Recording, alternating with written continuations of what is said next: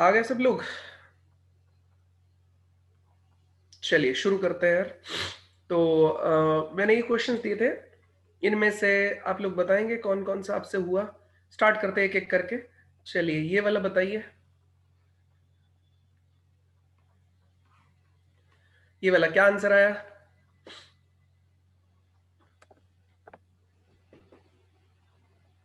क्या आंसर आया?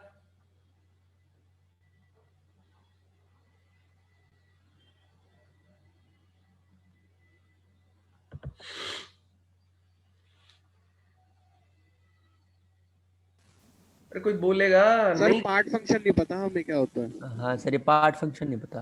ठीक है, चलिए दो फंक्शन समझा देते हैं। एक होता है ग्रेटेस्ट इंटीजर फंक्शन GIF, ठीक है। वो होता है f x is equals to box x, ठीक है। अब f x is equals to box x होता क्या है उसको समझने की कोशिश कीजिए। पहले समझा देते हैं नंबर लाइन पे। बॉक्स एक्स को बोला जाता है greatest integer function. Greatest integer का मतलब क्या होता है यार, कि जैसे ये 0 हो गया, ये 1 हो गया, ये 2 हो गया, ये 3 हो गया, ये 4 हो गया, यहाँ पे ये कितना हो गया, -1 हो गया, ये -2 हो गया, -3 हो गया, ये -4 हो गया। ये क्या करता है, 0 से 1 के बीच में जितनी भी वैल्यूज हैं उनको अगर उठा के आप एफ एक्स की जगह डालेंगे तो आंसर मिलेगा 0। 1 से 2 के बीच में जितनी भी वैल्यूज रहेंगी उन्हें उठा के डालेंगे तो आंसर मिलेगा 1। 2 से 3 के बीच में जितनी भी वैल्यूज है उन्हें उठा के डालेंगे तो आंसर मिलेगा 2।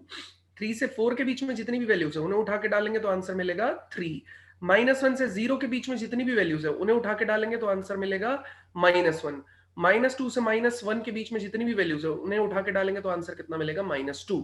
ठीक है, तो ऐसे करके पूरा का पूरा मामला चलेगा।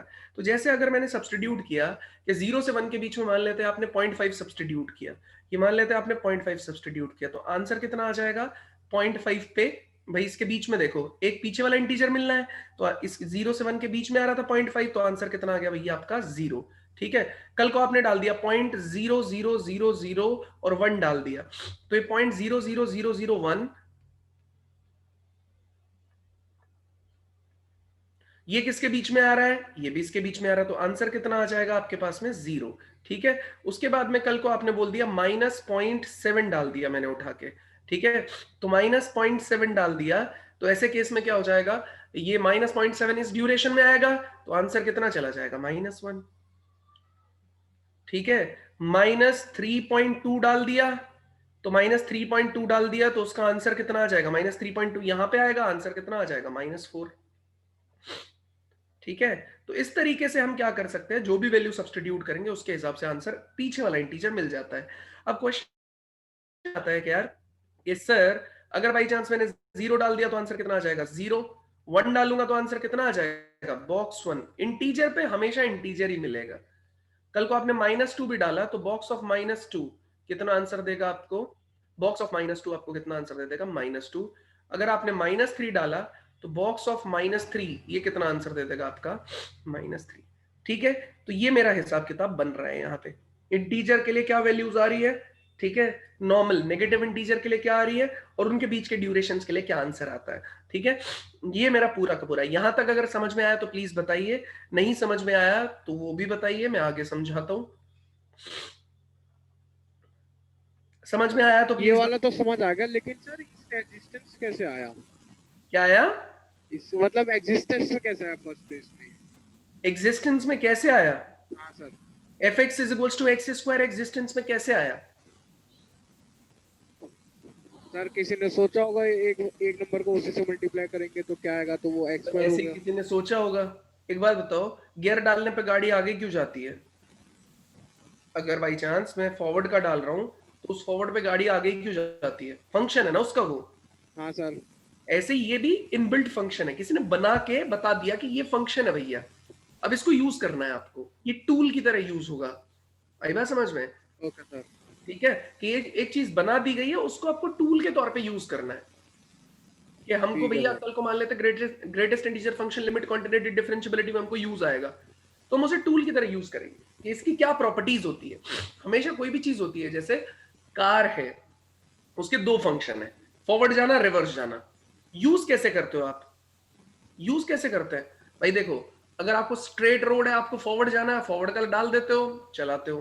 बैक जाना है, बैक का डाल देते हो, चलाते हो। लेकिन क्या एक साथ भी यूज हो सकता है क्या? एक साथ मेरा कहने का मतलब है कि भैया जैसे आपको पार्क करनी है गाड़ी, तो पहले आप फॉरवर्ड लेके गए, फिर रिवर्स लेके आए, फिर कभी फॉरवर्ड लिया, फिर रिवर्स लिया, ऐसे करके वो टूल को तो आप अपनी मर्जी से यूज कर रहे हो ना। हाँ सर। तो ऐसे ही डिफरेंट डिफरेंट सिचुएशंस में इसकी क्या क्या प्रॉपर्टीज है, उनको यूज किया जाएगा। अब ऐसे तो नहीं है ना, कोई भी ऐसा गियर नहीं होगा कि गाड़ी लेफ्ट साइड में चली जाए सीधी खिसक के, नो सर, ऐसा नहीं होता। है ना, या गाड़ी राइट साइड में आ जाए सीधी खिसक के, ऐसा नहीं होगा। उसको आपको उसी टूल को यूज करके एडजस्ट करना होगा। उसके लिए उन्होंने दिया है स्टीयरिंग, उसको आप घुमा सकते हो, टायर वायर घुमा सकते हो, उससे काम चल जाता है। सेम सिचुएशन इसके साथ भी है, ये टूल की तरह यूज करना है अपने को, ठीक है। Okay sir.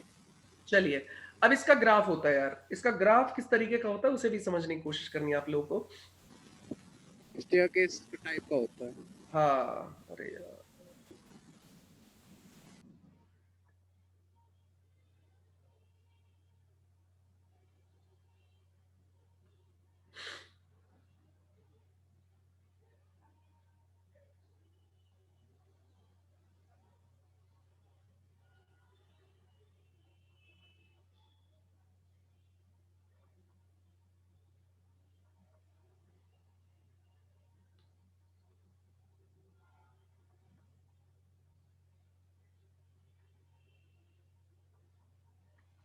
अभी समझाऊंगा।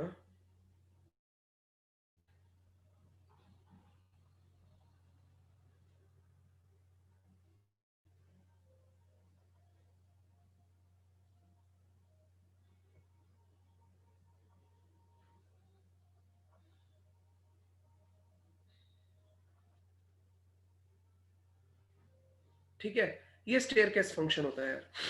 इसमें क्या है, ये 0 है, ये 1 है, ये 2 है, ये 3 है, इससे आगे वाला क्या होता है, 4 होता है। अब देखो, ये हो जाएगा -1, ये हो जाएगा -2। क्यों आई ये स्टेयर्स? देखो, 0 से 1 के बीच में आप देखिए हमेशा आंसर कितना आ रहा है, 0। इसका मतलब क्या हुआ कि आप देखो, अब फंक्शन के हिसाब से आप ये वैल्यू डालेंगे तो भी आंसर 0। मतलब f x is equals to answer हमेशा आपको क्या मिल रहा है इस ड्यूरेशन के लिए, 0। यहां पे 1 पे 1 मिलेगा, तो 1 वाले केस पे मैंने ओपन करके कितना बना दिया है, 1 बना दिया। ठीक है, इसलिए इंटीजर 2 पे क्या मिलेगा आपको, ये 2 पे आपको 1 नहीं मिल सकता, 2 पे आपको 2 मिलेगा, तो इसलिए यहां पे मैंने इसको क्या बना दिया है, 2 बना दिया है। लेकिन ये इसके बीच में कांस्टेंट क्यों है? क्योंकि अगर आप 1 से 2 के बीच में कोई भी वैल्यू डालेंगे तो एफ एक्स की वैल्यू आपको कितनी मिलेगी, एफ एक्स की वैल्यू इस केस में मिलेगी आपको 1। इस केस में एफ एक्स की वैल्यू कितनी मिलेगी आपको, 2। इस केस में एफ एक्स की वैल्यू कितनी मिलेगी, 0। अब आप चाहे कुछ भी डाल लो इस ड्यूरेशन में, आप 1 नहीं डाल सकते। आपने 1 डाला तो आंसर 1 मिलेगा, इसलिए यहां पे ओपन कर दिया, यहां पे क्लोज कर दिया। ठीक है, यहां पे अगर मैं बात करूंगा, आप इस ड्यूरेशन में -1 से 0 के बीच में कुछ भी डालेंगे तो एफ एक्स की वैल्यू कितनी आ जाएगी, -1। अगर आप -2 से -1 के बीच में कुछ भी डालेंगे तो एफ एक्स की वैल्यू कितनी आ जाएगी आपके पास में, -2। ठीक है, ये -1 है और ये -2 है। अगर किसी को डाउट है तो प्लीज बताइए, कोई भी तकलीफ समस्या परेशानी है तो प्लीज बताइए।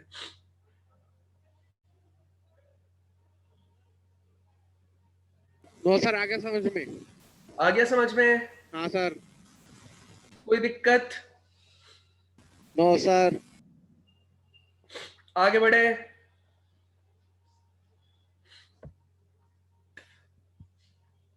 आगे बढ़े। हाँ गुड, सर। लोगों ने नोट कर लीजिए सब लोग।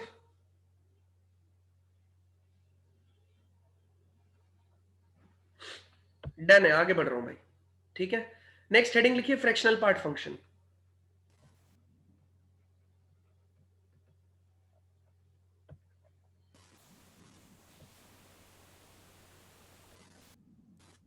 फ्रैक्शनल पार्ट फंक्शन सिंबल होता है इसका ये करली ब्रैकेट एक्स।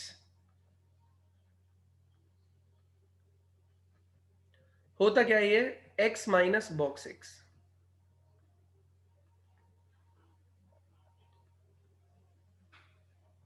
करली bracket x is x minus box x.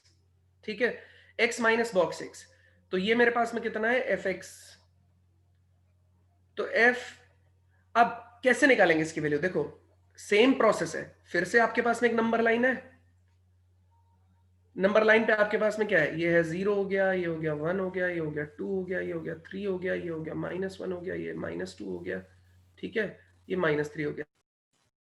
अब 0 से बी 1 के बीच में आंसर कितना आ रहा है, 0। 1 से 2 के बीच में आंसर कितना आ रहा है, 1। 2 से 3 के बीच में आंसर कितना आ रहा है, 2। -1 से, ये किस में आ रहा था, फ्रैक्शनल पार्ट फंक्शन, इसमें ग्रेटेस्ट इंटीजर फंक्शन में। लेकिन क्या यहां पे ऐसा होगा, तो आइए चेक करते हैं। यहां पे हम सर्टेन नहीं है कि ये होगा या नहीं होगा। क्या होगा उसके बारे में हम बात करेंगे, ठीक है। क्या होगा, मान लेते हैं आपने 0.1 डाला, तो 0.1 के केस में ये कितना हो जाएगा, 0.1 माइनस बॉक्स ऑफ कितना हो जाएगा, 0.1। तो ये हो गया 0.1, 0.1 तो ये हो गया, माइनस बॉक्स ऑफ 0.1 कितना हो जाएगा, वो आंसर कितना दे देगा, 0। तो आंसर कितना आ गया, 0.1। कल को मैंने मान लेते हैं कि बोल दिया जी 0.987, ठीक है, तो 0.987 ये हो गया, माइनस में बॉक्स ऑफ 0.987 ये हो गया, यहां पे आंसर कितना आया, 0.987 माइनस इसका बॉक्स आंसर कितना दे रहा है, 0। आंसर वापस से आ गया 0.987, ठीक है। कल को किसी ने बोल दिया जी 2, ठीक है, तो 2 के केस में कितना हो जाएगा, 2 माइनस बॉक्स ऑफ 2। अब देखो 2 यहां पे आया, माइनस बॉक्स ऑफ 2 कितना आंसर दे देगा, 2। आंसर कितना हो गया, 0, ठीक है। किसी ने बोल दिया जी एक काम करो, हमें चेक करके बता दो 2.3 पे क्या आंसर आएगा, तो हमने बोला 2.3 एक्स की जगह, बॉक्स की जगह माइनस में कितना हो गया 2.3, तो ये हो गया 2.3 माइनस कितना हो गया 2, आंसर आ गया 0.3। कल को आपने बोल दिया जी -3.6 बता दो, तो x की जगह क्या, -3.6 माइनस बॉक्स ऑफ -3.6, ठीक है। तो ये कितना हो जाएगा, देखिए ये आ जाएगा -3.6, यहां से -3.6 कितना आ जाएगा, -4। देखो ना, ये -3.6 का मतलब क्या हुआ, 3 से 4 के बीच में, तो आंसर कितना आ जाएगा, -4, ठीक है। -4 से -3 के बीच में, तो आंसर आ जाएगा -4। माइनस माइनस इसको क्या कर देंगे, प्लस। यहां पे आंसर देखेंगे तो आंसर कितना आ जाएगा, 0.4। मतलब आप पूरा अगर ध्यान से ऑब्जर्व करें तो आपको देखो यहाँ 0.1 मिला, ये 0.987 मिला, ये 0 मिला, ये 0.3 मिला, ये 0.4 मिला। इसका मतलब ये हुआ कि आपका जो फंक्शन है वो कभी भी 0 से 1 के बीच में वैल्यू देगा, सिर्फ और सिर्फ 0 से 1 के बीच में वैल्यू देगा। उससे बड़ी वैल्यूज फ्रैक्शनल पार्ट फंक्शन कभी नहीं दे सकता है। फ्रैक्शनल पार्ट फंक्शन उससे बड़ी वैल्यूज आपको कभी नहीं दे सकता है। इस बात को आपको रखना है ध्यान, ठीक है। आवाज कट गई बच्चे तुम्हारी, क्या बोलना चाह रहे हो,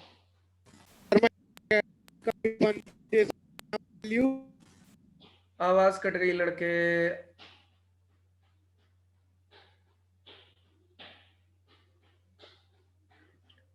अभी ग्राफ बनाऊंगा, फिर उसके बाद एक चीज और समझाऊंगा।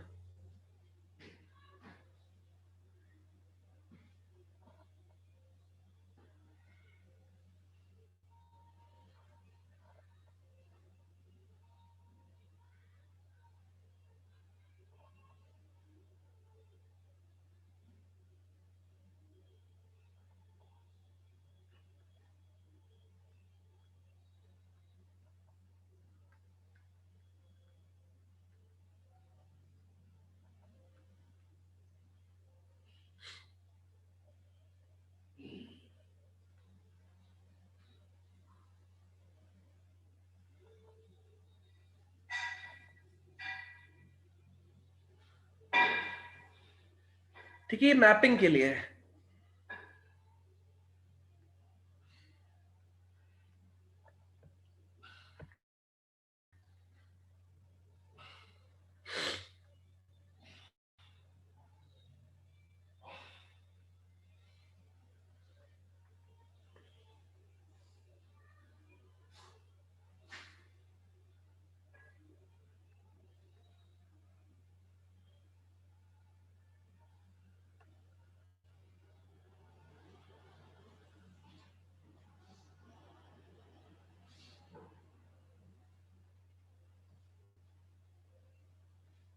ये लीजिए, ये फंक्शन होता है यार, ये फ्रैक्शनल पार्ट फंक्शन। ये होता है f x is equals to curly bracket x. इसका मतलब ये है, क्या यहां पे कभी 1 मिलेगा, क्या यहां पे कभी 1 मिलेगा? नहीं, यहां पे 1 एज अ रिजल्ट कभी नहीं मिलेगा। ठीक है, 1 हमें रिजल्ट के तौर पे कभी नहीं मिलेगा। ये 1, ये 0, 1 2 3 4 5, -1 -2 -3, तो 1 एज अ रिजल्ट हमको कभी भी नहीं मिलेगा। ठीक है ना? तो फ्रैक्शनल पार्ट फंक्शन में लेकिन एक चीज बड़ी ध्यान रखने वाली है, 0 से 1 के बीच में वैल्यू मिली, इसीलिए हमने क्या किया, देखो ये सॉलिड लाइन बनाया, फिर इसको मैप किया नीचे, फिर ये सॉलिड लाइन बनाया, फिर मैप किया नीचे, फिर 2 से 3 में फिर से 1 मिला, फिर 3 पे फिर से 0 मिल गया, 4 पे फिर से 4 पे 0 मिल गया, लेकिन 3 से 4 में फिर से सेम वैल्यूज मिली। तो ध्यान से देखो, तो ये वाला हिस्सा अपने आप को एक तरीके से रिपीट कर रहा है ना, ये ट्राइंगल सा बन रहा है। अब देखेंगे ये वाला हिस्सा एक ट्राइंगल बना रहा है, इसी तरीके से ये वाला हिस्सा भी एक ट्राइंगल बना रहा है, ये वाला हिस्सा भी एक ट्राइंगल बना रहा है, ये वाला हिस्सा भी एक ट्राइंगल बना रहा है, ये वाला हिस्सा भी एक ट्राइंगल बना रहा है, ये वाला हिस्सा भी। तो आप देखेंगे ना, ये ट्राइंगल बार बार अपने आप को रिपीट सा कर रहा है। ये जो ट्राइंगल्स हैं, ये बार बार अपने आप को क्या कर रहे हैं, रिपीट कर रहे हैं। ठीक है, तो इसलिए मेरा ये कहने का मतलब है कि आप लोग, हाँ सर कभी भी 1 नहीं देगा वैल्यू, बिल्कुल 1 नहीं देगा। ठीक है, तो आप सीधा सीधा बोल सकते हैं कि fractional part function is a periodic function. यहां से एक प्रॉपर्टी निकल के आती है कि ये पीरियोडिक है। तो ये fractional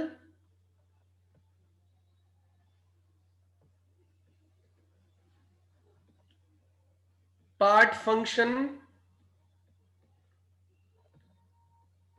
is a periodic function with period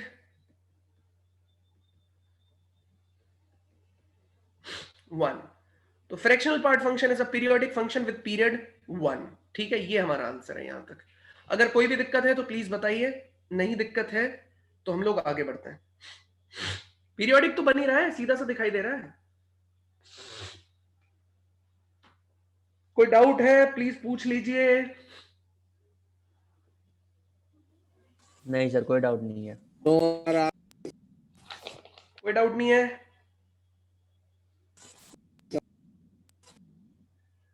बड़े आगे,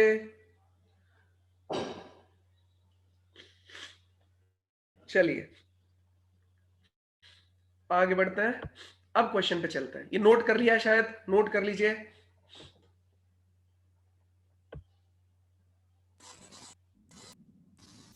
सर अब आ गया हुआ ढंग से?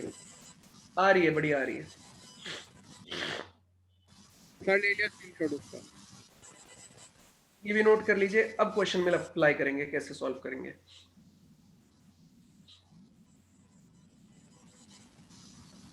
हो गया सर। अब क्वेश्चन में अप्लाई कीजिए। तो इसका मतलब ये हुआ, एक करली ब्रैकेट एक्स भी पीरियोडिक हुआ, साइन एक्स भी क्या हुआ, पीरियोडिक हुआ। इसका पीरियड कितना हुआ 1, इसका पीरियड कितना हुआ बताओ 2 पाई। ठीक है, इनका लेना एलसीएम, आंसर बताओ।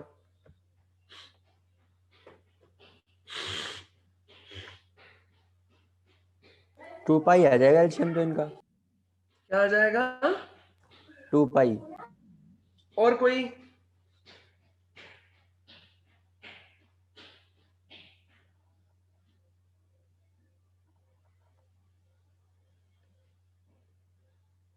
क्यों आदित्य, पीरियड एग्जिस्ट क्यों नहीं करेगा? आदित्य कह रहा पीरियड एग्जिस्ट नहीं करेगा। आदित्य रीजन बताओ। सर पाई इरेशनल नंबर है इस वजह से। क्या? पाई इरेशनल नंबर है इस वजह से। बिल्कुल, पाई इर्रेशनल नंबर है, इसलिए इर्रेशनल नंबर यहां पे या तो पाई का मल्टीपल होता, कल को मान लेते हैं 5 पाई होता तो पाई कॉमन निकल जाता, उसके बाद आप एलसीएम ले लेते। ठीक है, लेकिन पाई इर्रेशनल है और ये रैशनल नंबर है, इसलिए कोई पीरियड नहीं होगा, ये अपीरियोडिक हो जाएगा। जो पीरियोडिक नहीं होता उसे अपीरियोडिक फंक्शन बोलते हैं, तो ये क्या हो जाएगा, अपीरियोडिक। कैसा हो जाएगा, अपीरियोडिक। कोई डाउट है, समस्या है, परेशानी है, दिक्कत है, प्लीज बताइए, नहीं तो आगे बढ़ा जाए।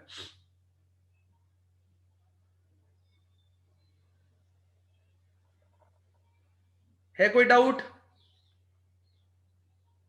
नहीं? तो सर आगे समझ में।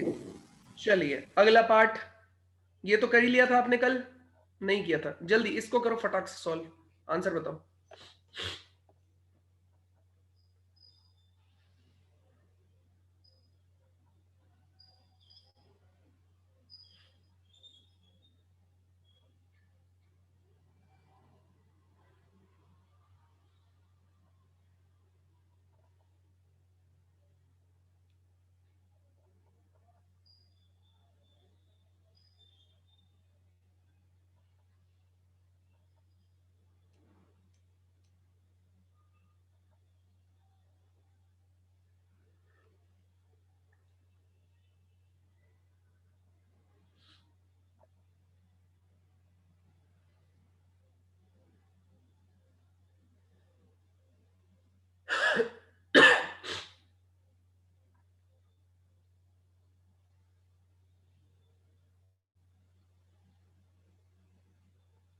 डन। cos x का कितना आ जाएगा भाई, 2 पाई। cos 3x का कितना आ जाएगा, 2 पाई बाय 3। एलसीएम लेना इसका,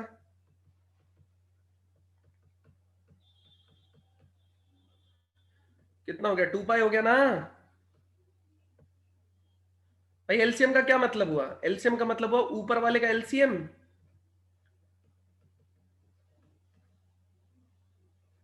ये करली बनाया करो यार क्योंकि इंडिविजुअल पॉइंट की बात हो रही है। और नीचे वाले का एचसीएफ, ये कितना है 1 3, तो ये कितना हो गया ऊपर 2 पाई, और ये कितना हो गया 1,3, कितना हो गया 1। कोई डाउट है तो प्लीज बताओ। तो सर आगे समझ में। आ गया समझ में? हाँ सर। चलिए आगे बढ़ते हैं। ये इसके आंसर्स हैं जो हमने करने थे। फाइल दूसरी ली जाती है, ये है 11th। चलिए 1 सेकंड के लिए स्टॉप कर रहा हूं बस।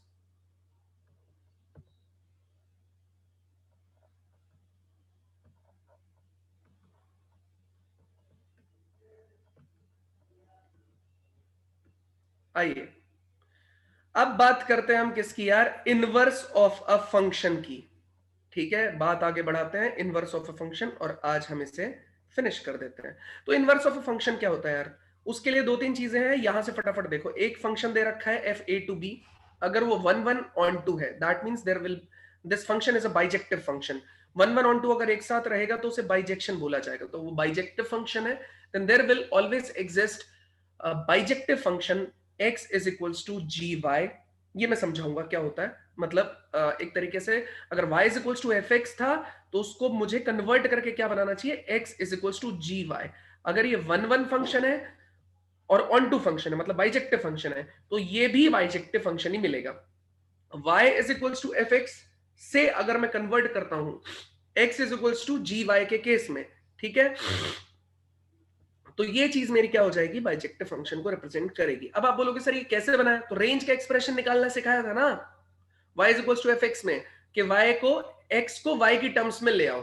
तो बस वही काम अपने को यहां पे करना है। जैसे अगर कहीं लिखा हो कि f x is equals to लिखा है x अपॉन 1 प्लस एक्स, तो ये कितने के बराबर है, मान लेते आपने y बोल दिया, तो y प्लस कितना हो गया, x y is equals to कितना हो गया, x हो गया।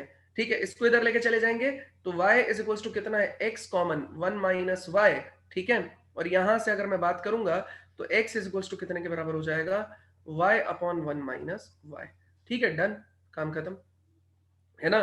तो ये चीज कितना हो जाएगा, x is equals to y upon 1 minus y के बराबर हो जाएगा।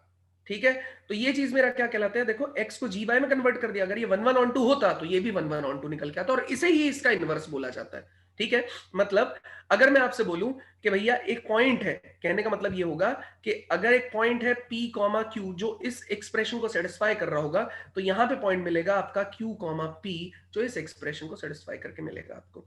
ठीक है, उल्टा हो जाएगा, इमेज निकल जाएगा उसका, उल्टा हो जाएगा एक तरीके से। ठीक है, तो इस तरीके से अगर कोई एक्सप्रेशन अचीव हो पाएगा तो हम उसे बोलेंगे एफ इनवर्स। मतलब मोरल ऑफ द स्टोरी ये है, आपको वैल्यू मिला, इससे क्या मिला कि अगर मेरे पास कोई फंक्शन है ए टू बी में, तो उसका एफ इनवर्स एग्जिस्ट करेगा, और ये बाइजेक्टिव फंक्शन था, तो एफ इनवर्स कितना हो जाएगा, बी टू ए में हो जाएगा, और ये भी बाइजेक्टिव फंक्शन रहेगा। मतलब ये फंक्शन का इनवर्स जो रहेगा वो भी बाइजेक्टिव रहेगा। 1 1 होने की वजह से ये देखो range is equal to codomain हो गया। तो इस फंक्शन का रेंज इस फंक्शन के लिए डोमेन की तरह काम करेगा, इस फंक्शन का डोमेन इनवर्स फंक्शन के लिए रेंज की तरह काम करेगा। इनवर्स ऑफ इनवर्स वापस से आपको सेम फंक्शन मिल जाएगा। ठीक है, ये चीज यहां पे लिखी गई है। तो नोट के तौर पे लिखा है the inverse of bijective function is unique. ये इंपॉर्टेंट होता है। इनवर्स मतलब एक ही इनवर्स आ सकता है, एक फंक्शन का एक ही इनवर्स आ सकता है, मल्टीपल इनवर्स नहीं पॉसिबल हो सकते। ठीक है, दूसरा उसने बोला inverse of even function is not defined.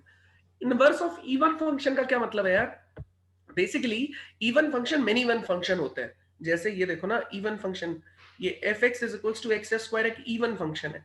ठीक है, कैसा फंक्शन है देखो जरा, ये ऐसा f x is equal to x square ये मिल रहा है। आप 1 सब्सटीट्यूट करोगे तो 1 का स्क्वायर भी कितना मिलेगा 1।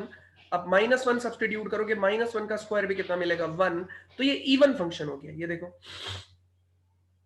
तो f x is equal to x square आपका क्या हो जाएगा? इवन फंक्शन हो जाएगा। इवन फंक्शन में ये मेनी वन बन गया ना, देखो सेम वैल्यूज आ गई। इसका मतलब फंक्शन क्या नहीं हो सकता? 1 1 नहीं हो सकता। अगर फंक्शन 1 1 नहीं है, ऑन टू हो तो भी कोई फर्क नहीं पड़ेगा, क्योंकि हमें तो दोनों चीजें चाहिए, 1 1 ऑन टू। इसीलिए इसका इनवर्स पॉसिबल नहीं हो सकता। अगर यहां तक किसी को कोई दिक्कत है तो प्लीज बताइए।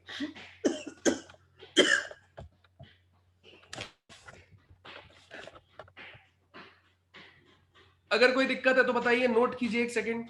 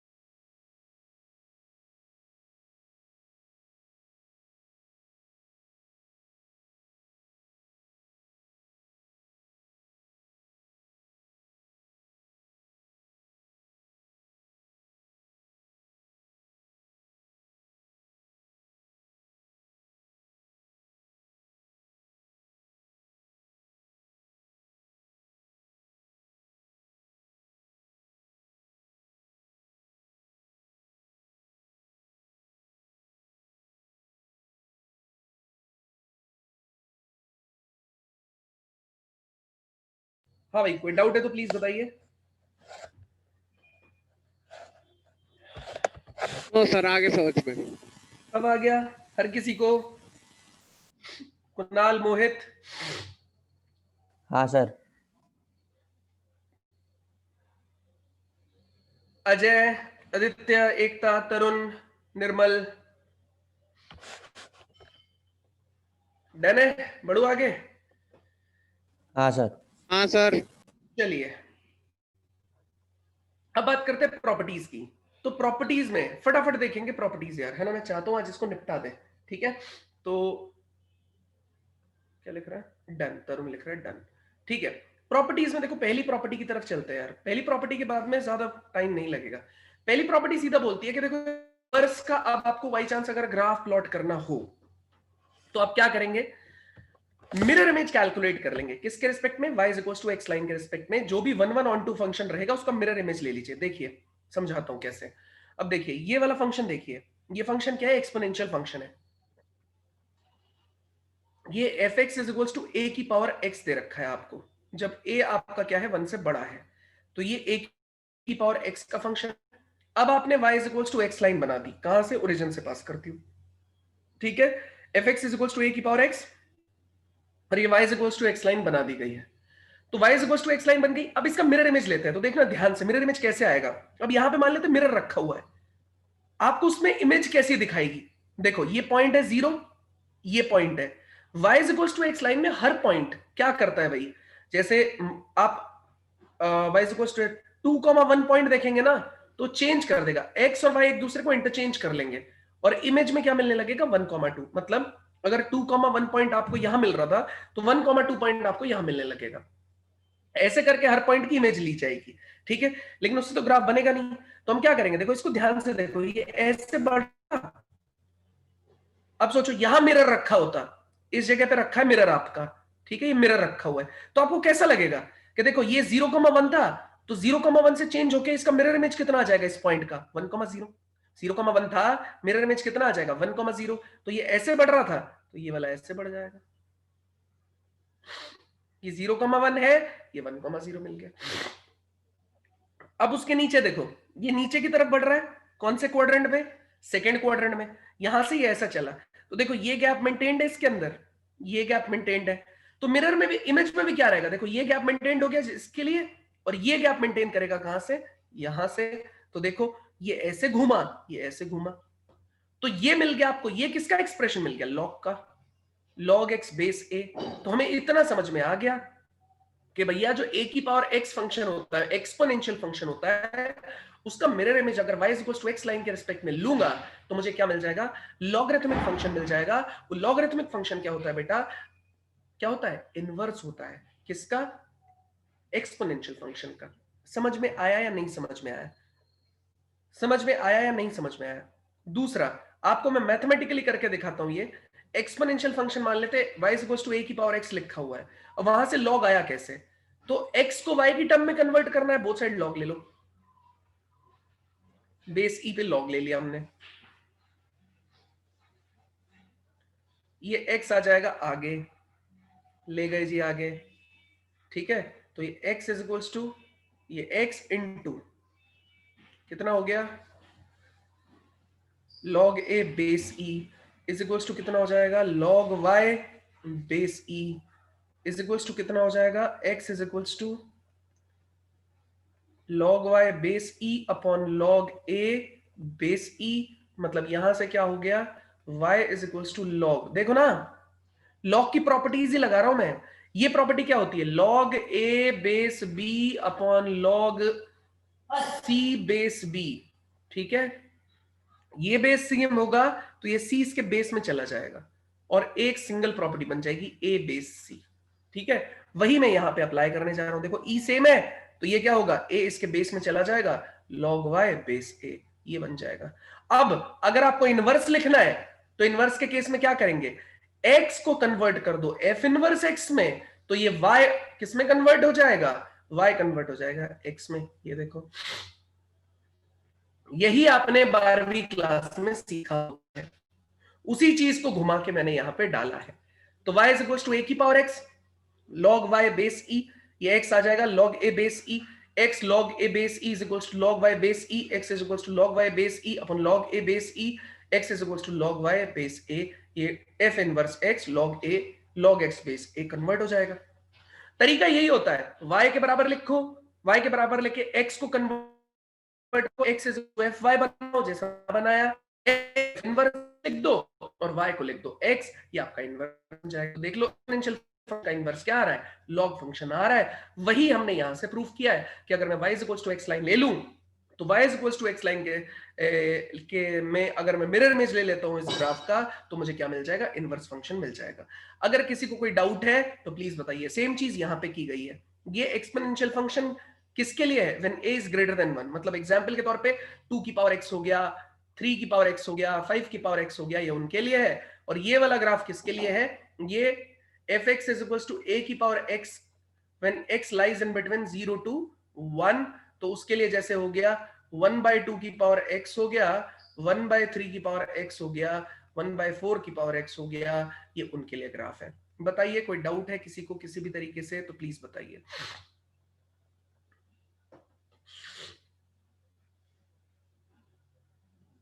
कोई डाउट है किसी को किसी भी सर एक बार रिपीट कर दोगे क्या, सर, पूरा एक बार कैच अप नहीं हुआ ढंग से, मैं समझ रहा था, समझ आया नहीं।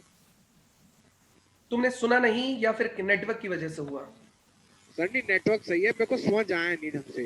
हाँ बताओ कहाँ पे नहीं आया वो समझाओ।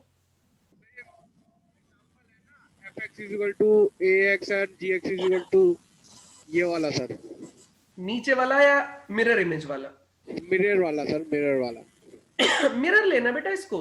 देखो मिरर के केस में तो बहुत ही आसान होता है, देखो ये y is equal to x line बना दी, ये मेरा ओरिजिनल फंक्शन था, इसका मिरर मिलता है ये वाला फंक्शन। अब देखो कैसे मिलेगा, तुम यहां पे बैठे होगे, y is equal to x line के रिस्पेक्ट में अगर किसी भी पॉइंट की मिरर इमेज लेंगे ना, स्ट्रेट लाइन में हमने पढ़ा है, ठीक है, तो उसके मिरर इमेज कोऑर्डिनेट निकालना शिफ्ट तो चेंज हो स्ट्रेट जाते लाइन हैं में सर, इतना सीखा पता है। निकाल के देखना, उसका शॉर्टकट तरीका भी है कि y is equal to x line के रिस्पेक्ट में आप मिरर इमेज लोगे। एक तो तरीका सीखा था स्ट्रेट लाइन में, उसका यूज करके निकाल लो। एक तरीका मैं बता रहा हूं यहां पे दूसरा, कि अगर y is equal to x line है तो ये x और y इंटरचेंज कर दो, वो इसका मिरर इमेज हो जाएगा। तो 0,1 है तो आंसर कितना आ जाएगा 1,0। ठीक है, तो ये पॉइंट समझ में आया? हाँ आया ना सर। बोलो। अब देखो इस पॉइंट पे अगर तुम बैठे होते और ये ग्राफ ऐसे जा रहा होता तो तुमको मिरर में कैसे दिखाई देगा? सोचो ना, मिरर को इमेजिन करके यहां पे जैसे जैसे ये इसके नजदीक बढ़ता जाएगा वैसे वैसे ये भी इसके नजदीक बढ़ता जाएगा। जितना नजदीक ये मिरर के आएगा उतना ही नजदीक तो मिरर बनाएगा। जैसे मान लेते हैं ये आपका, ठीक है, हमने बोला कि भैया ग्राफ जो है इस तरीके से जा रहा है,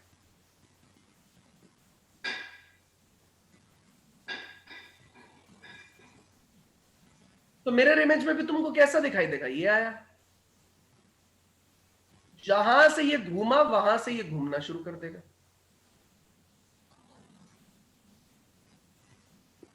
नहीं समझे? समझ आ गया।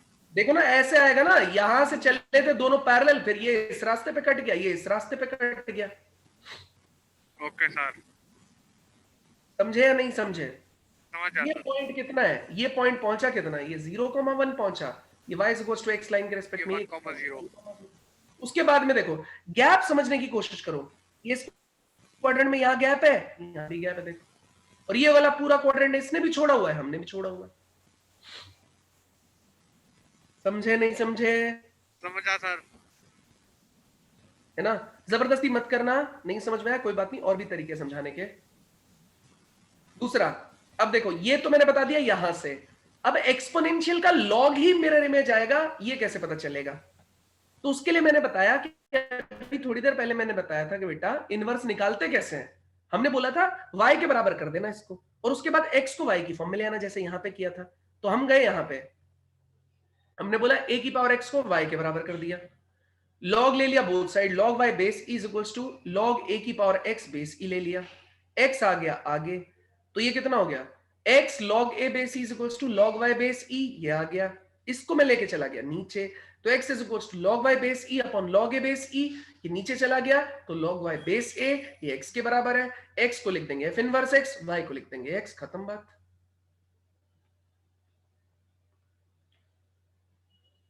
ये नहीं समझ में आया तो सुशांत इस पे और क्वेश्चन आएगा, टेंशन मत ले। सुशांत, हाँ सर, आ गया समझ में। लॉग की प्रॉपर्टी यूज की है मैंने यहां पे, वो आई? हाँ सर, आ गई समझ में। आ गई? और कोई बेटा किसी और को कुछ पूछना है?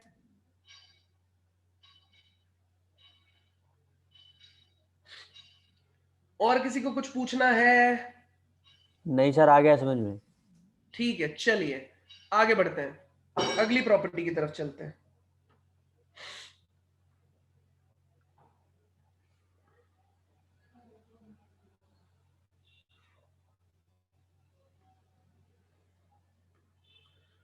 Normally, point of intersection of f and f inverse lie on a straight line y is equals to x. However, it must be noted that fx and f inverse x may intersect otherwise also. ठीक है, देखो यार, इसका कहने का मतलब ये होता है कि f और f इनवर्स x अगर दोनों का पॉइंट ऑफ इंटरसेक्शन आ रहा है, जैसे इसमें आ रहा है इसमें नहीं आ रहा है, ठीक है, तो अगर इन दोनों का पॉइंट ऑफ इंटरसेक्शन आ रहा है तो देखो वो कहां पे मिल रहा है तुमको,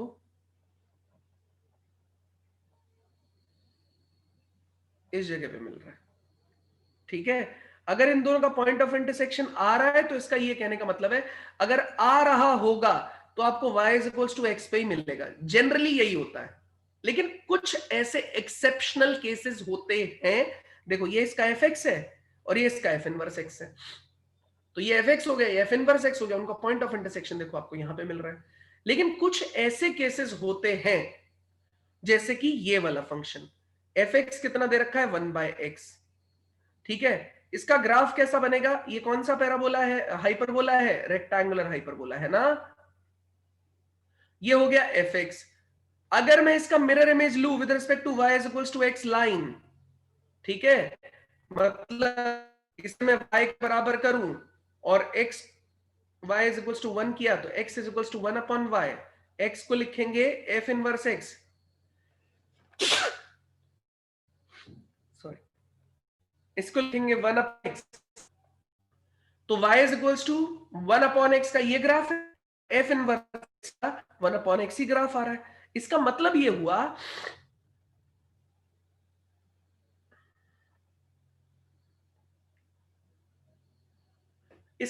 हुआ ये वाला और ये वाला, जो fx है और जो f इनवर्स x है वो सेम ग्राफ दे रहे हैं, तो इसका मतलब इस y is equals to x line के अलावा इनफाइनाइट पॉइंट ऑफ कांटेक्ट आपको यहां पे मिल रहे हैं।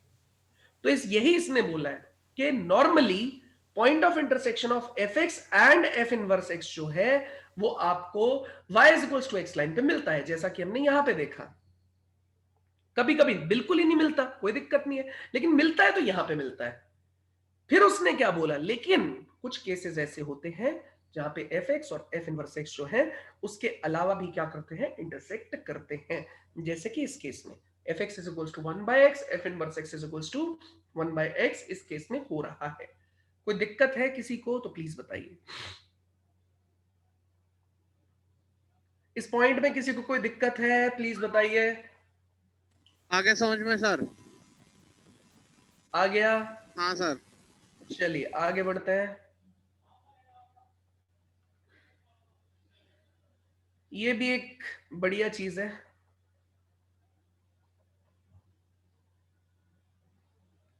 क्या है कि गॉफ और फॉग, हाँ आज मुझे आपको गॉफ और फॉग भी समझाना है, तो पहले गॉफ और फॉग को समझते हैं।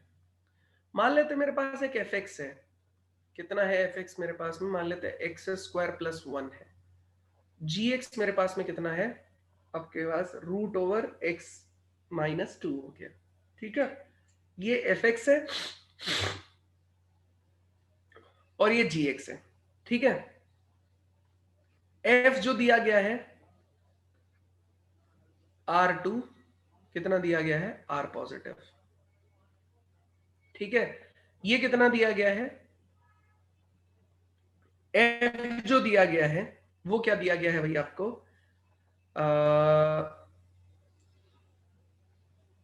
आप एक तरीके से ये बोल दीजिए 2 से इंफिनिटी से आप बोल देंगे R पॉजिटिव, R पॉजिटिव नहीं आप बोल सकते हैं 0 से इंफिनिटी, ठीक है। ये मुझे फंक्शन मिल गया, ये f का मिल गया, ये g का मिल गया, ठीक है। अब मुझसे बोला है क्या f ऑफ gx पॉसिबल हो सकता है या g ऑफ fx पॉसिबल हो सकता है, इन दोनों पे अपने को करना है डिस्कशन। तो बेटा पहले आप समझो कि f ऑफ gx या g ऑफ fx मिलता कहां है, x यहां पे है, अब मैंने x पे f का लगाया फंक्शन, तो ये हो गया f, फिर g का लगाया फंक्शन,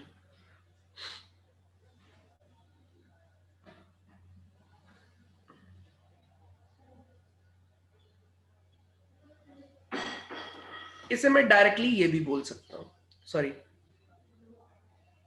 इसे मैं डायरेक्टली g ऑफ fx भी बोल सकता हूं,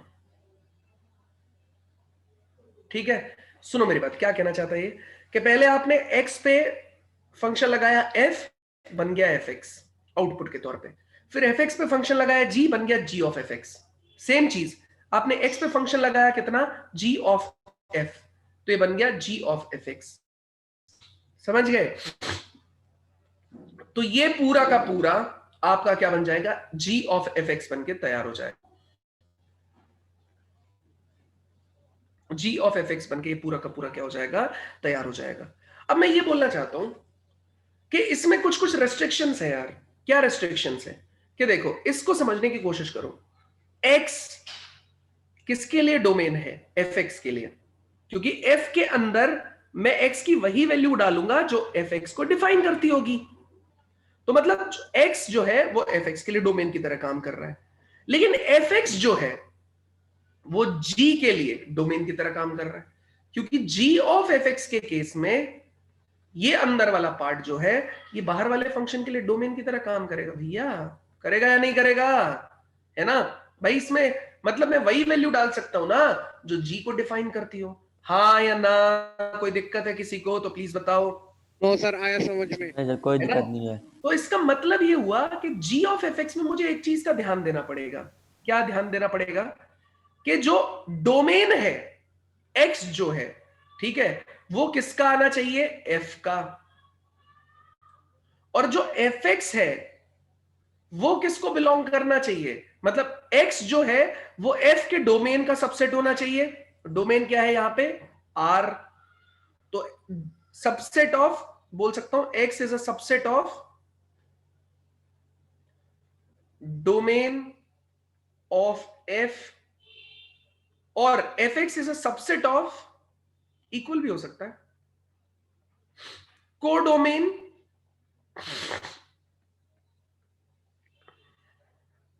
ऑफ g।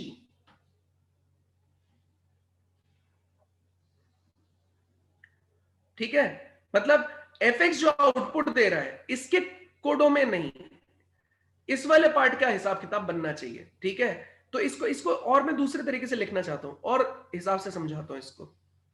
मतलब मुझे ये चेक करना है कि जो अंदर वाले का आउटपुट आ रहा है, अंदर वाले का जो आउटपुट आ रहा है ना, वो जी के डोमेन का सबसेट हो रहा है या नहीं हो रहा है। fx जो आ रहा है, जो अंदर वाला फंक्शन है, वो जी के डोमेन का सबसेट हो रहा है या नहीं हो रहा है। वापस समझो, f बोला हमने, कितना बोला, a टू b, g बोला मैंने c टू d। अब मैं बात करने जा रहा हूं g ऑफ fx की, तो x तो डेफिनेटली a से लिया जाएगा, लेकिन जो fx आएगा, अंदर वाला फंक्शन आएगा, वो किसका सबसेट होना चाहिए, c का सबसेट होना चाहिए, तभी तो g डिफाइन होगा, क्योंकि डोमेन तो उसी के हिसाब से लिख के दिया गया होगा ना, ये डोमेन होता है। तो fx जो आउटपुट देगा वो इसके डोमेन का क्या होना चाहिए, सबसेट होना चाहिए। तो fx जो आउटपुट देगा वो इसके डोमेन का क्या होना चाहिए, सबसेट होना चाहिए। अगर ऐसा पॉसिबल हो पाएगा तो हम बताएंगे, नहीं हो पाएगा तो हम बोल देंगे जी ये एग्जिस्ट नहीं करता। अगर ऐसा हो रहा होगा तो बोल देंगे एग्जिस्ट करता है। जैसे अब आप बोलोगे fx क्या भाई, मतलब रेंज की बात हो रही है, fx मतलब रेंज ऑफ fx की बात हो रही है। ठीक है, जैसे इस केस में रेंज क्या मिलेगी आपको, इस केस में अगर मैं रेंज बोलूं आपसे, रेंज कितना हो जाएगा, आप 1 पाओगे, मिनिमम वैल्यू कितनी मिलेगी आपको, 1। ठीक है, मिनिमम वैल्यू मिलेगी 1, क्योंकि 0 डाल दोगे 1 मिलेगा, बाकी हमेशा उससे ऊपर ही मिलेगा। तो रेंज हो जाएगी इसकी कहां से, 1 से लेके इंफिनिटी तक, ये इसकी रेंज है। ठीक है, मतलब fx की वैल्यूज है। तो अगर मैं g ऑफ fx निकालना चाहता हूं तो मुझे ये चेक करना है कि रेंज ऑफ fx जो है वो डोमेन ऑफ g का क्या होना चाहिए, सबसेट। और डोमेन ऑफ g क्या है, 2 इंफिनिटी। ठीक है, रेंज कितना है, 1 इंफिनिटी, ये इसका सबसेट नहीं हो रहा है क्योंकि उसमें 1 से 2 के बीच की वैल्यूज इसके अंदर नहीं आ रही हैं। समझ रहे आप लोग मैं क्या बोलना चाहता हूं, 1 से 2 के बीच की वैल्यूज जो है इस fx की, वो इस gx के डोमेन के अंदर नहीं आ रही हैं। इसलिए इसलिए हम लोग क्या बोल रहे हैं आपको कि जो आपका एक्सप्रेशन है यहां पे g ऑफ fx क्या नहीं हो सकता है, वैलिड नहीं हो सकता है। मतलब मैं g ऑफ fx अचीव नहीं कर सकता हूं। ठीक है, अच्छा, f ऑफ gx के लिए चेक करेंगे तो अंदर वाले का क्या होना चाहिए, रेंज, बाहर वाले के डोमेन का सबसेट। तो अब gx की रेंज देखते हैं, ये gx, इसकी रेंज क्या मिलेगी, देखो भाई, आप क्या वैल्यू रख सकते हो, 2 से ऊपर आप कुछ भी रख सकते हो, तो ये डोमेन हुआ इसका। आपने 2 रखा तो 0 आ जाएगा, उसके बाद में आप कुछ भी रखो हमेशा आपको रियल वैल्यू मिलेगी। मतलब आप देख सकते हैं कि 0 से लेके इंफिनिटी तक मिल रहा है। तो gx की रेंज कितनी हो गई, रेंज ऑफ gx कितना हो गया, 0 से लेके इंफिनिटी। क्या ये इसके डोमेन का सबसेट है क्या, fx का डोमेन क्या है, रियल नंबर। fx का डोमेन क्या है, रियल नंबर, gx की रेंज क्या है, 0 टू इंफिनिटी। तो मैं क्लियरली बोल सकता हूं ना कि रेंज ऑफ gx जो है वो डोमेन ऑफ f का सबसेट होना चाहिए। रेंज ऑफ gx से 0 to infinity, domain of f कितना हो गया आपके पास में, r। तो क्लियरली हम बोल सकते हैं यार कि ये चीज डिफाइन होगी। तो f ऑफ gx वाले केस में ये हो गया f ऑफ gx, gx की वैल्यू कितनी हो गई, x माइनस 2,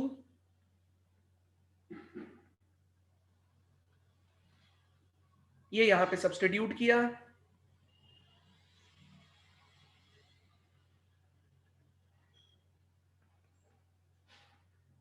तो ये कितना आ जाएगा, x माइनस 2 प्लस 1। आंसर कितना आ गया, x माइनस 1। कितना आ गया, x माइनस 1।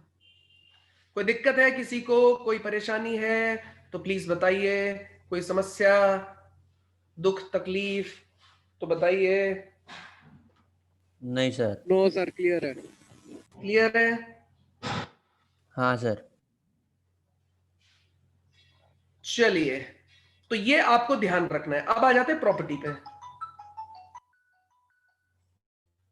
अब आ जाते हैं प्रॉपर्टी पे। ठीक है, प्रॉपर्टी में क्लियर है भाई, इन जनरल फॉगेट्स एंड आर नॉट इक्वल। ठीक है, होता नहीं है ये इक्वल। ठीक है, but if f and g are reverse of each other, तो गॉफ और फॉग क्या आएंगे, इक्वल आएंगे। ये बात आपको याद रखनी है।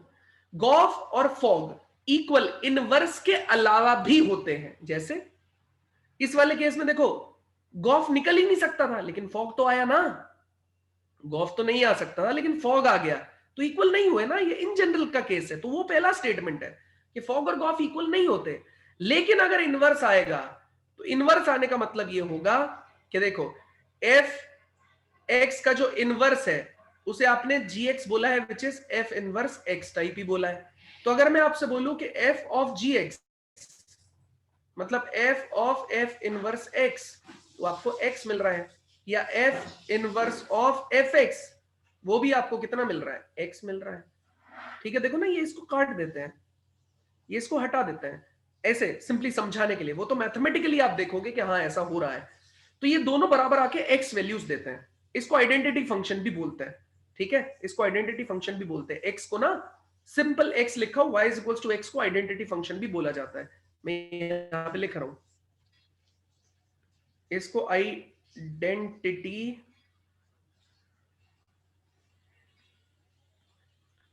आइडेंटिटी फंक्शन भी बोला जाता है। ठीक है, तो ये हो गया मेरा। तो f of f inverse x x दे रहा है, f inverse of f x भी आपको क्या दे रहा है, एक्स दे रहा है। ठीक है, तो f of f inverse x मिल गया। तो ये कहने का मतलब है, इसलिए गॉफ और फॉग अगर एक दूसरे के इनवर्स है तो इक्वल होंगे। ठीक है, इसके अलावा भी गॉफ और फॉग इक्वल हो सकते हैं, वो कुछ एक्सेप्शनल केसेस हैं, वो आपको याद रखने होते हैं। जैसे ये कुछ मतलब यही एक्सेप्शनल केस है, एक ही आपको याद रखना होता है। इसमें fx और gx एक दूसरे के इनवर्स नहीं है। मैं चेक करके दिखा देता हूं। अगर बाई चांस इसे y equals to x plus 1 के बराबर लेंगे तो ये x प्लस 2 नहीं देगा कभी भी। कैसे, इसको इधर भेजा तो x equals to y minus 1, ये कितना हो जाएगा f इनवर्स x, y कितना हो जाएगा x माइनस 1, ये इसके बराबर नहीं आएगा। ये वाला पार्ट इसके बराबर नहीं आएगा। आई बात समझ में? तो fx और gx जो है वो x प्लस 1 और x प्लस 2 दे रखा है, ये इनवर्स नहीं है एक दूसरे के, फिर भी गॉफ और फॉग एक दूसरे के क्या आ रहे हैं, इक्वल आ रहे हैं। तो f ऑफ gx यहां पे चेक करके देख लेते हैं, ये कितना हो, f ऑफ x प्लस 2। तो यहां देखिए x की जगह पे x प्लस 2 डाल दो, तो x प्लस 2 प्लस 1 कितना हो गया, x प्लस 3। ठीक है, g ऑफ fx,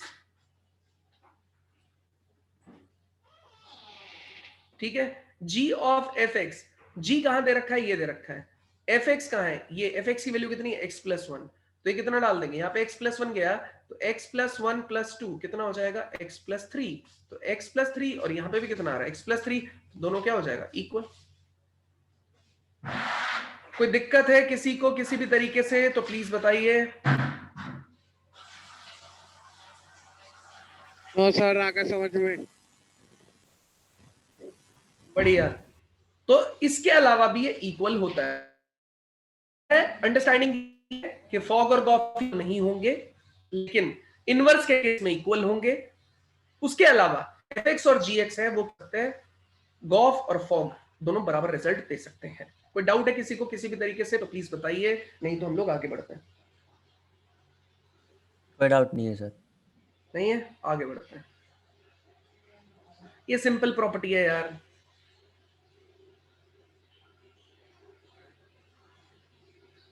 ये देखो f और g दोनों बाइजेक्टिव फंक्शन है, then inverse of g of f, इसका इनवर्स मिलेगा f inverse of g inverse.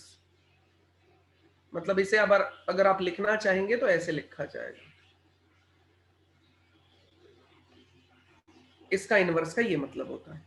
ठीक है, कल को मान लेते हैं g of f of h, इसका इनवर्स लिखना हुआ आपको, तो ये कैसे मिलेगा? h सबसे पहले आएगा, इनवर्स लग जाएगा, ऑफ f बाद में आएगा, इनवर्स लग जाएगा, ऑफ g बाद में आएगा, इनवर्स लग जाएगा x।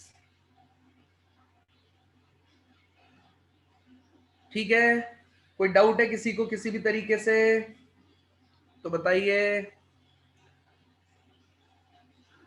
ठीक है, ये तरीका है, ये वेरीफाई करेंगे हम, शीट में बतेरे क्वेश्चन है इस पे, वेरीफाई करेंगे हम। आज शीट डलवा देंगे आपकी। डल गई क्या फंक्शन की शीट? सर पता नहीं, एक बार चेक करना पड़ेगा। ठीक है, चेक कर लेना, क्योंकि फंक्शन की शीट स्टार्ट करनी है आपको। चलिए,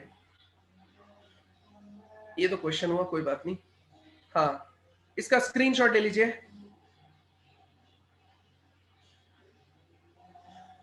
स्क्रीनशॉट लीजिए इसका, सारी प्रॉपर्टीज का। एडवांस में कोई एक आध मैंने प्रॉपर्टीज में छोड़ी होगी पूरे फंक्शन में, एडवांस के हिसाब से कोई एक आध प्रॉपर्टी मिस की होगी। ठीक है, बाकी सब कुछ आपको बता दिया है। रीजन क्या है, कुछ कुछ चीजें आपको थोड़ी बहुत नई आइडिया होती है, तो इसलिए मेरे को उनको धीरे धीरे सिखा के फिर लाना पड़ता है। तो जब हम रिवीजन करेंगे उस टाइम पे अगर कुछ बचा होगा तो मैं उसमें बता दूंगा। सर डल गया शीट। क्या? सर शीट अपलोड हो चुकी है। हो चुकी है ना? हाँ सर, लिमिट शीट हो चुकी है और इसकी भी हो चुकी है। ठीक है, बढ़िया। ठीक है यार, तो ये हुआ अपना चैप्टर क्लोज। ये क्वेश्चन आप घर से ट्राई कर लेना, क्वेश्चन लिख लो। नेक्स्ट क्लास में इसी से स्टार्ट करेंगे। क्वेश्चन लिख लो फटाक से।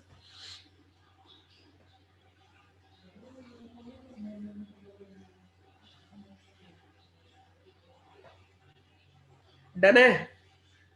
तो नेक्स्ट क्लास